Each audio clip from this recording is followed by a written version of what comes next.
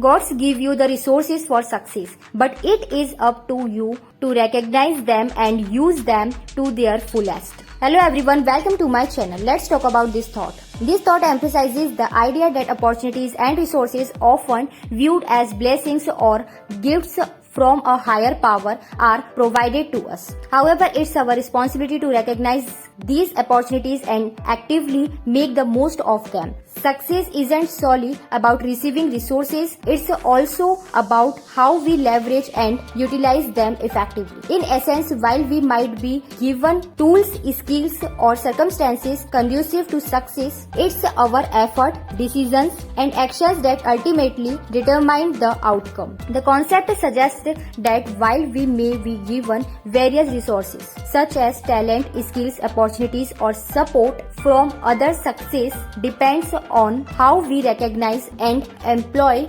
these resources. Here's a deeper breakdown. Recognition, utilization, personal responsibility, growth and learning, effort and initiative. First is recognition. It's crucial to identify the resources and opportunities available to you. This could mean being aware of your own strengths, understanding the support system around you, or recognizing favorable situations or opportunities that arise. Second is utilization. Once recognized, the real challenges is in how you use these resources. This involves making strategic decisions, taking proactive steps, and putting in the effort to apply these resources effectively. Next is personal responsibility. The idea places emphasis on personal agency. While resources might be available, it's up to each individual to make choices, take actions, and pursue their goals diligently. Next is growth and learning. Success often involves the adapting and learning how to better utilize resources. This can mean the developing new skills,